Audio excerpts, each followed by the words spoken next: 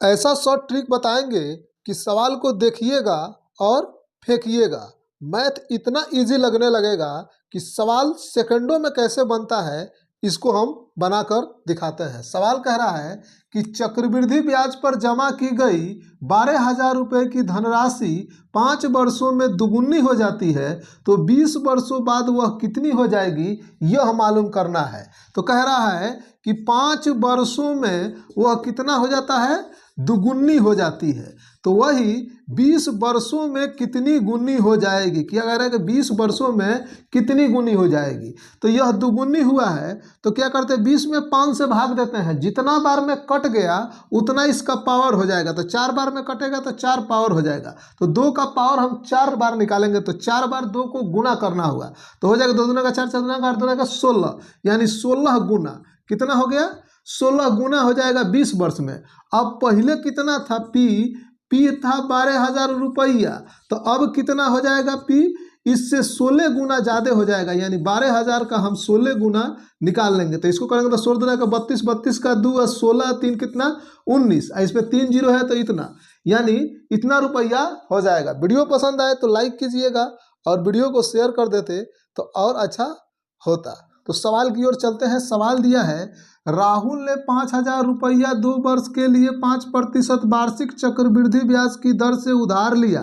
वापसी के समय उसे कुल कितना धन देना पड़ेगा, यह मालूम करना है। यानी 5,000 रुपया लिया है 2 वर्ष के लिए, अब 5% वार्षिक दर से लिया है, तो उसे 2 वर्ष बाद कितना देना पड़ेगा, यह मालूम करना है। तो पहले हम इसका प्रतिशत में ब्याज निकाल लेंगे, और जितना प्रतिशत ब्याज निकल गया मूलधन का उतना परसेंट निकाल लेंगे तो रुपया में ब्याज आ जाएगा। और जब रुपया में ब्याज आ गया तो मूलधन में हम उतना ब्याज जोड़ देंगे तो मिश्रधन मिल जाएगा। तो वही कितना हो जाएगा, यह निकल जाएगा। तो इसको हम यही प्रोसेस करना है। तो हमें क्या निकालना है, प्रतिशत ब्याज। प्रतिशत ब्याज निकालना है, परसेंटेज सी आई बराबर होता है percentage S I plus R square बटा कितना 100।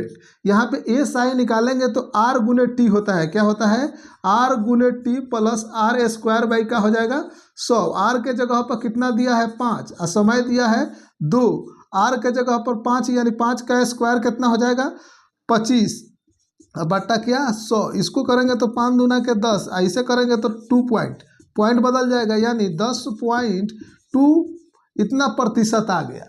अब हम P का इतना प्रतिशत निकालेंगे। P कितना दिया है 5,000 रुपया, इसका 10.25% निकालेंगे तो प्रतिशत हटेगा तो क्या आ जाएगा 100 आ गया।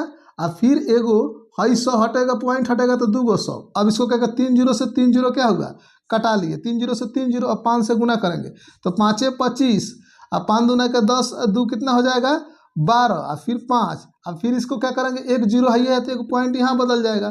तो पहले कितना था, पहले P था कितना 5,000 रुपया, इसी में ब्याज कितना आ गया 15, यहाँ पे 512 पॉइंट इतना। अब इसी को जोड़ देंगे, इसमें जोड़ देंगे तो यहाँ पे 215 और फिर कितना हो जाएगा ये 0 इतना, यहाँ पे कितना हो जाएगा इतना 215 फिर 5 और फिर ये 0.5 इतना रुपया क्या हो जाएगा, इसका मिश्रधन हो जाएगा। इतना जो हो जाएगा इसका मिश्रधन हो जाएगा। क्वेश्चन की ओर चलते हैं। क्वेश्चन कह रहा है, सोहन ने 4,000 रुपया 3 वर्ष के लिए 3% वार्षिक चक्रवृद्धि ब्याज की दर से उधार लिया। वापसी के समय उसे कुल कितना धन देना पड़ेगा। तो यानी 4,000 रुपया 3 वर्ष के लिए 3% वार्षिक चक्रवृद्धि ब्याज पर लिया है और 3 वर्ष के बाद उसे कितना देना है यह मालूम करना है। तो 3 वर्ष के लिए एक कंडीशन बताए थे प्रतिशत ब्याज निकालने का, फॉर 3 ईयर के लिए हम निकाले थे प्रतिशत ब्याज। तो फार्मूला होता है परसेंटेज सी आई बराबर परसेंटेज एस आई प्लस फिर हो जाता है यहाँ पे परसेंटेज एस आई गुने आर और फिर एक बार आर का क्यू करके लिखते हैं, क्या करते हैं आर का क्यू करके लिखते हैं। यही प्रोसेस करेंगे तब इसका परसेंटेज ब्याज निकलेगा।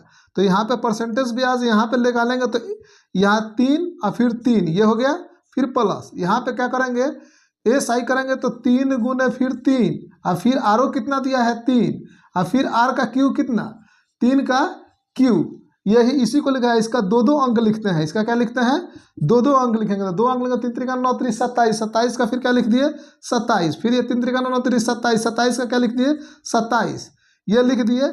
इसके बाद कहाँ पर, यहाँ पे रहता है दशमलव रहता है, यहाँ पे क्या रहेगा दशमलव, इस पे रहता है दशमलव, यहाँ पे 3 त्रिका 9 यानी इतना हो जाए 9 इतना % आ गया। अब क्या करेंगे कि मूलधन दिया था कितना, पी जो दिया था 4000 रुपया, पी दिया था 4000 रुपया, तो 4000 रुपया का हम इतना % निकालेंगे, 4000 रुपया का 9.277 इतना % निकालेंगे।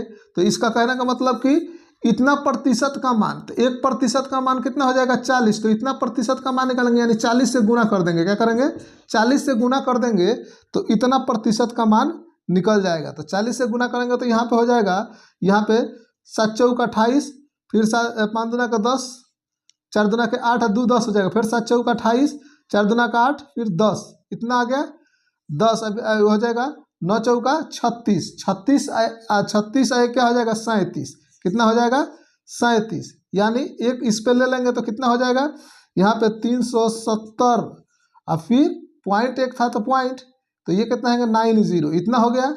अब ये आ गया हमें % में ब्याज आ गया, क्या आ गया ब्याज आ गया।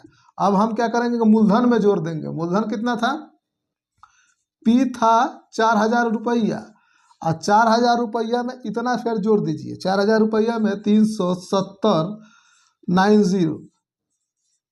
तो जोड़ेंगे तो हो जाएगा 0.73490, यानी इतना रुपया हो गया।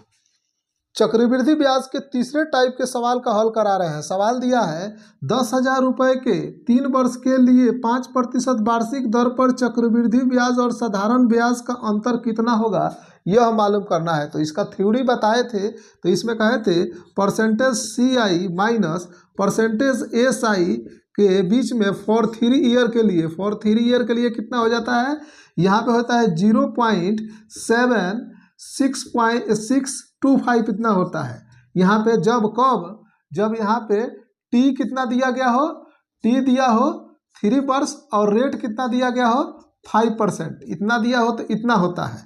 तो इसका इतना % निकाल लेंगे, ये प्रतिशत में है तो इतना % का मान निकालेंगे। तो पी कितना दिया है, पी दिया है 10,000 रुपया, पी दिया है 10,000, तो 10,000 का हम क्या निकालेंगे इतना % निकालेंगे।